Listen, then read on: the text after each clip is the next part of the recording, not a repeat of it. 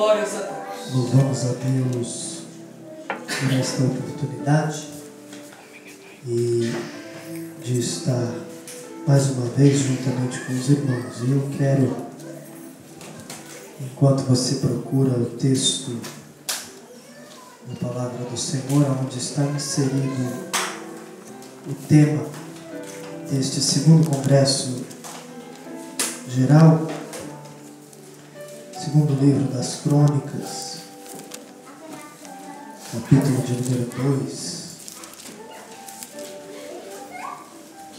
e o versículo é o de número 5.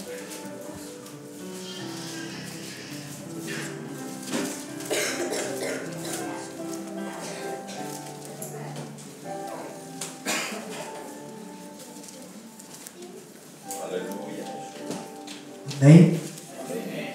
A palavra do Senhor nos diz assim: e a casa que estou para edificar há de ser grande, porque o nosso Deus é maior do que todos os deuses. Amém? Podem sentar. Antes de entrar no conteúdo desta mensagem, quero agradecer primeiramente ao Senhor que tem nos proporcionado a oportunidade de estar mais uma vez junto com os irmãos. Quero agradecer ao ministério local, na pessoa do presbítero Marcelo, dirigente da congregação, e os demais obreiros desta igreja. Agradeço a cada um dos irmãos pela confiança que tem depositado em nossa vida. Amém? Fico feliz em rever os nossos amigos, irmãos de ministério. Transmito as nossas saudações ao pastor Danilo. Amém? Talvez ele esteja amanhã, né?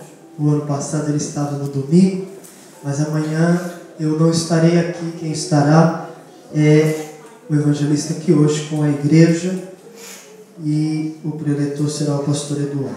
Então amanhã eu fico para lá, eu trabalho lá. Mas hoje nós vamos compartilhar uma palavra com os irmãos. Queridos, passei a tarde inteira em cima da Bíblia, meditando e buscando de Deus uma palavra para a sua vida. O Senhor é bom, é maravilhoso, é misericordioso, e por bondade Ele nos deu uma palavra. Não que sejamos pregadores, porque eu estou aprendendo com Jesus, mas eu quero falar aquilo que o Senhor colocou no nosso coração.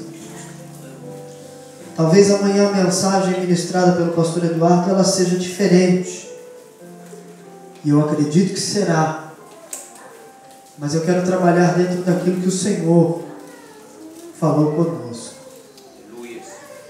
Nós vamos aprender um pouco. O texto lido revela-nos uma história que começou lá atrás, no segundo livro do profeta Samuel, lá no capítulo 7, quando Davi está em sua casa, em seu palácio, assentado, e ele olha e diz ao profeta Natã, que está com ele: veja isso, eu moro numa casa de cedro. O cedro do Líbano era a melhor madeira que havia naqueles dias. E ele diz: e a arca mora numa tenda. Em algumas traduções diz em uma cabana. Na tradução da linguagem de hoje, nova tradução da linguagem de hoje, diz em cabana. Davi estava dizendo: isso não é justo.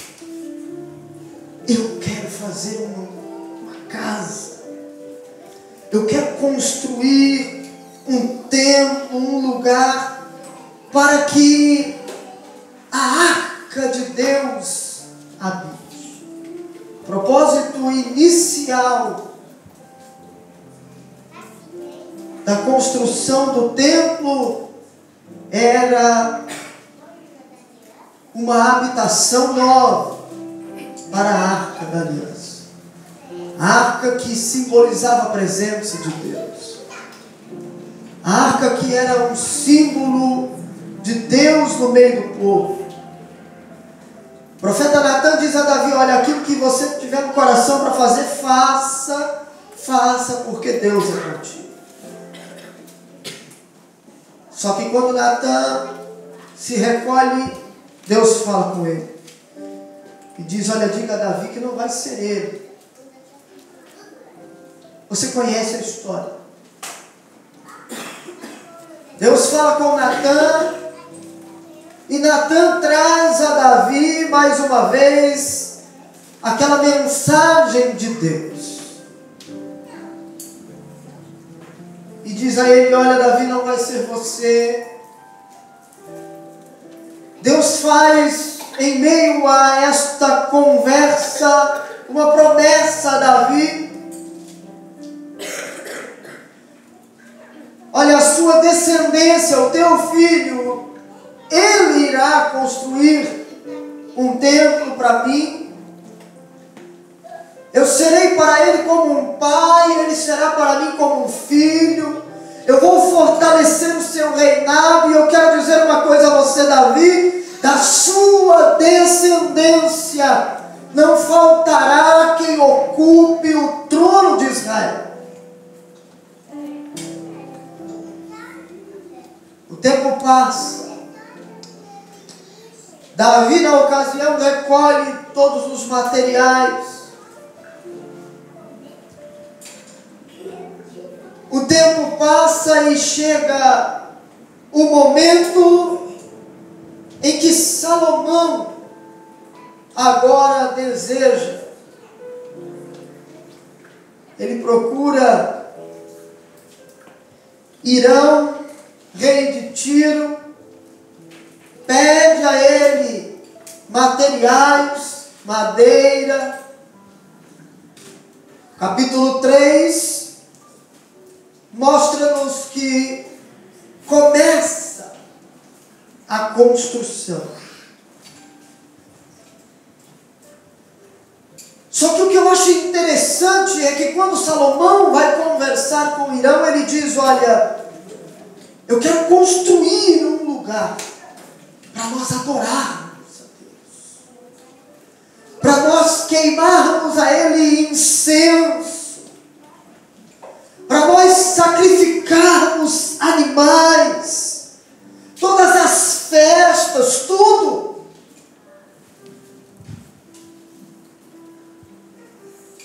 Todo o costume de Israel nós vamos praticar neste templo. Então agora, o objetivo da construção do templo era um lugar para o povo adorar a Deus.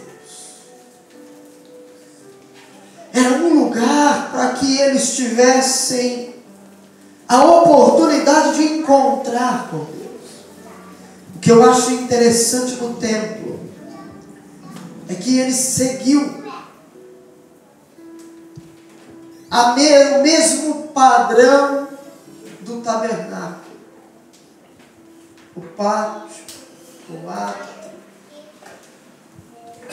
lugar santo, santo dos santos, separado com o véu e a arca da aliança. nós vamos falar um pouco sobre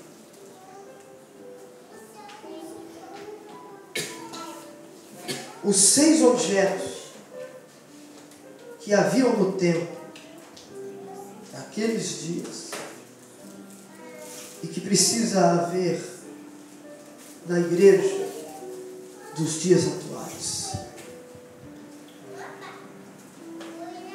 Porque tudo o que havia no tabernáculo foi transferido para dentro do templo, e agora o povo ia adorar, mas esta adoração, ela tinha que seguir uma sequência. Quando nós lemos o capítulo 7, o versículo 1, diz: ele, tendo Salomão acabado de orar, desceu o fogo do céu, consumiu o holocausto, o sacrifício, e a glória do Senhor encheu o templo. Nós achamos isto lindo, porque nós vemos ali a descrição da manifestação de Deus no templo, mas tudo isso aconteceu porque o povo foi diligente na adoração, no culto. Não existe presença de Deus, não existe manifestação de Deus em um culto cujo qual não é voltado para a adoração ao Senhor.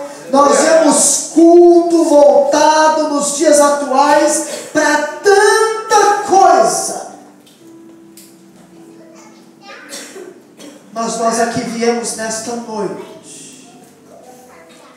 para prestar culto àquele que era, que é e que será para todos sempre, Senhor, em cima no céu, embaixo na terra, e a sua presença, ela está em nosso meio.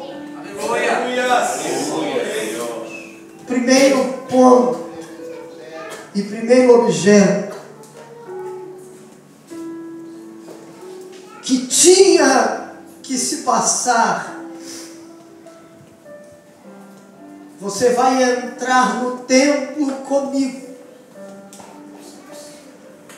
Primeiro era: ninguém conseguiria entrar no templo sem passar por ele. O altar do holocausto. O altar do holocausto era um lugar onde se sacrificava, se matava os animais, se traziam os animais e ali matavam aqueles animais em sacrifício substitutivo ao homem. Os animais eram mortos em lugar do homem. O homem pecava, trazia um animal, o sacerdote pegava aquele animal e o sacrificava sobre o altar do holocausto. E quando eu comecei a meditar nisto, nós entendemos, nós observamos que o altar do holocausto, ele aponta para o sacrifício de Cristo como o Cordeiro de Deus que morreu por nós na cruz do Calvário. Portanto, não existe culto, não existe adoração sem uma mensagem da cruz, sem a mensagem do Calvário, sem a mensagem que mostre ao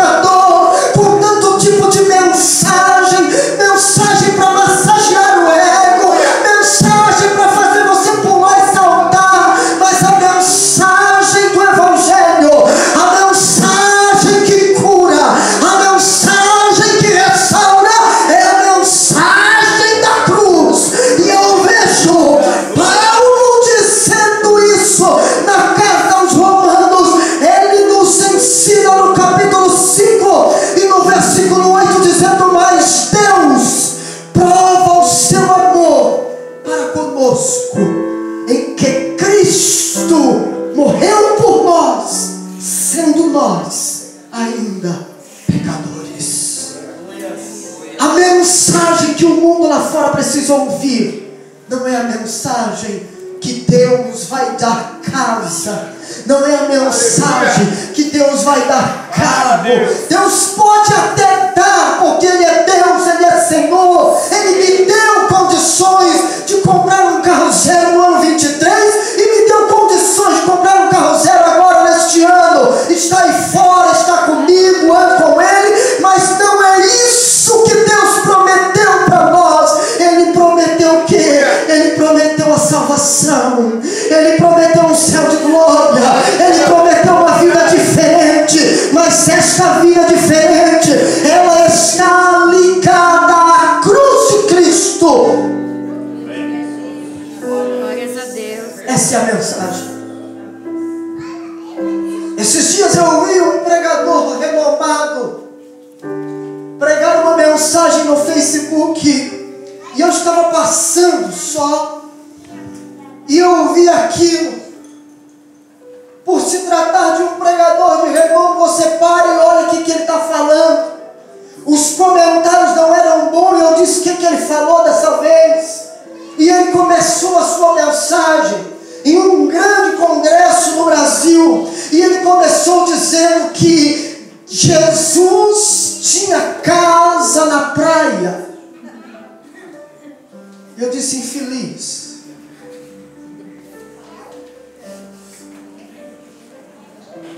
E ainda disse assim: você crendo ou não, Deus vai te dar casa, carro. E eu disse: não é esse o Evangelho de Cristo.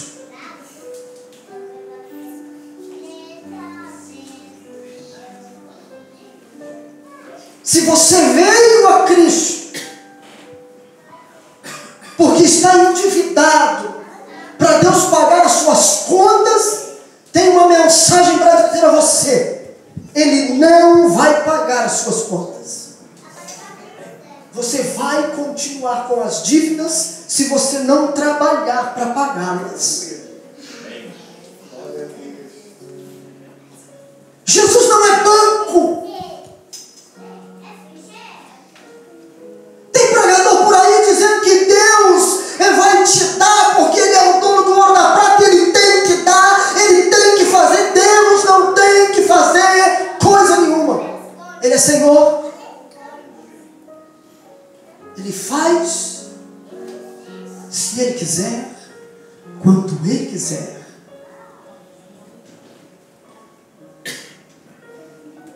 Mas a maior bênção Deus já te deu. Jesus Cristo, seu Filho, morreu em seu lugar. Aquela cruz era sua, aquela cruz era minha. Segundo o objeto que havia no templo,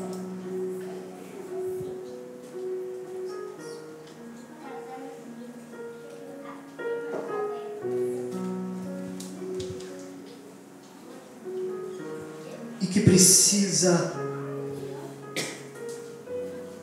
haver, não pode faltar no nosso culto, porque se faltar o culto não é completo. Se o culto não for completo, Deus não manifesta a sua presença.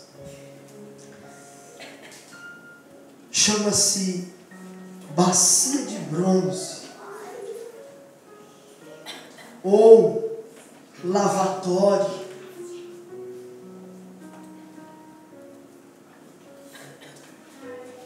Era um utensílio usado para a purificação. Os sacerdotes matavam os animais no altar do holocausto e lavavam-se na pia de bronze. Como constantemente no seu trabalho eles se sujavam com o sangue, com a poeira. Então eles tinham que se purificar, tinham que se lavar. A pia de bronze não pode faltar na nossa igreja. A pia de bronze não pode faltar no nosso culto.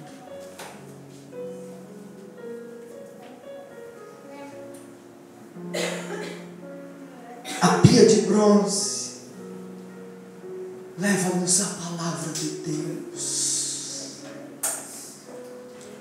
Ela nos aponta a palavra de Deus. Culto sem pregação da palavra não é culto. Culto sem a mensagem da cruz não leva a Cristo. E sem uma verdadeira palavra pregada, não edifica a igreja, não cura, não sara. Você entra enfermo e sai enfermo do mesmo jeito.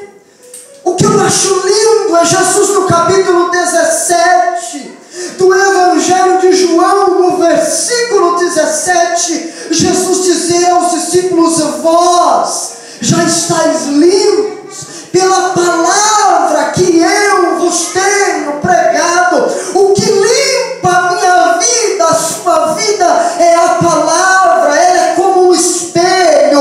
Nós olhamos para ela e ela mostra como nós estamos andando, e não adianta você dizer: Deus está bravo comigo agora, porque Deus só me dá mensagem de exortação, parece que Deus está meio chateado comigo. Não é isso não. Deus já está mostrando para você o caminho para chegar diante da presença dele. Deus já está mostrando para você o que é que está errado na sua vida. Deus já está mostrando para você o que é que você precisa melhorar. Deus já está mostrando para mim, pastor Wellington, o que eu preciso melhorar, aonde eu preciso ser aperfeiçoado. E eu costumo dizer que a palavra de Deus, ela é o formão na mão do carpinteiro.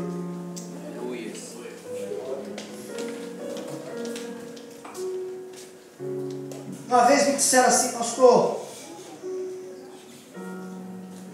eu aceitei Jesus numa outra denominação,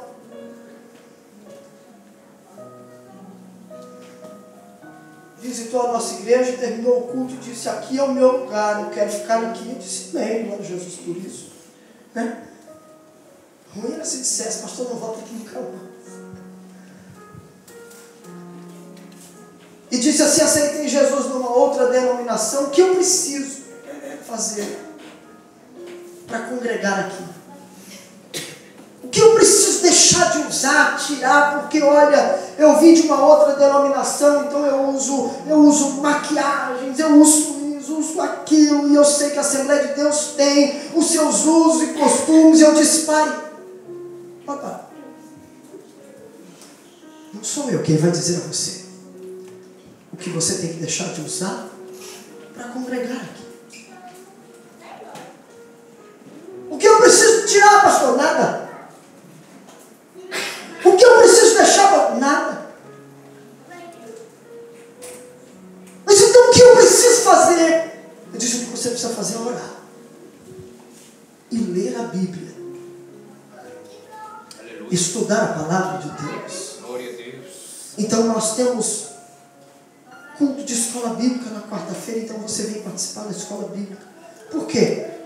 Porque não sou eu quem vai dizer a você: deixe de usar isso ou deixe de usar aquilo.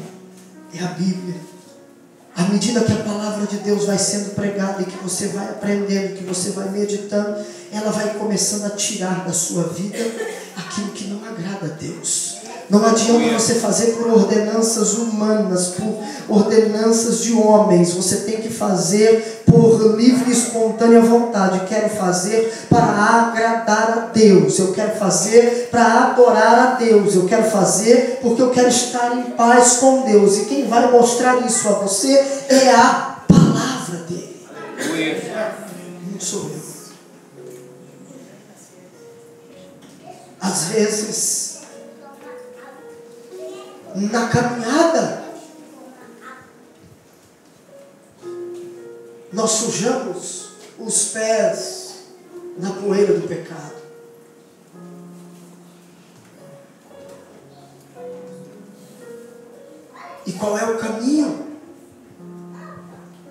a esconder. Não. O caminho é ir a Cristo. O caminho é ir ao Senhor. O caminho é dizer: Senhor, eu errei. Senhor, eu falhei. Senhor, eu quero nesta oportunidade que estou diante da tua presença quebrantar o meu coração. Eu quero uma mudança para a minha vida. Eu quero renovar a minha aliança. Existem denominações aí fora que pregam que uma vez que a pessoa peca, acabou, está condenada, vai para o inferno. Eu não vejo isso na Bíblia. A Bíblia nos ensina que se nós confessarmos as nossas transgressões, Ele é fiel e justo para nos perdoar. Não deixe o diabo te acusar, não deixe o diabo te apontar, não deixe o diabo dizer que você não tem mais oportunidade de estar na presença de Deus, porque a palavra do Senhor nos ensina nesta noite, na primeira carta de João, capítulo 2, o Senhor nos diz: filhinhos, e nisto eu vos escrevi estas coisas, vos escrevi para que não pequeis, mas se pecar, temos um advogado no céu. Quem é este? Quem é este advogado? É Jesus Cristo, o justo. Ele é a propiciação pelos nossos pecados. O diabo não tem mais poder sobre a sua vida. O diabo não tem mais poder para te acusar. Por quê? Porque o sangue de Jesus Cristo nos purifica de todo pecado.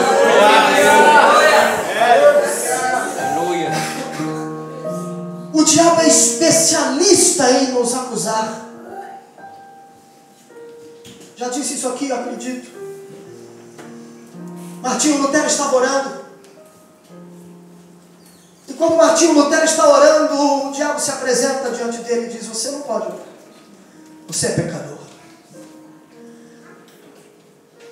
O diabo se apresenta diante de Martinho Lutero com uma lista.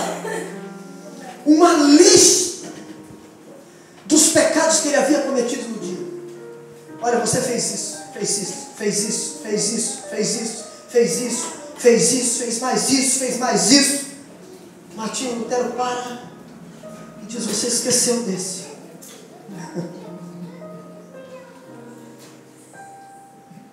O diabo para, olha e diz: verdade. Martinho Lutero diz a ele: você esqueceu de mais este aqui. Esqueceu deste outro. O diabo diz: você está certo, esqueci, como eu podia me esquecer? No final, Martinho Lutero diz a ele: só que você também se esqueceu de uma coisa que é muito importante.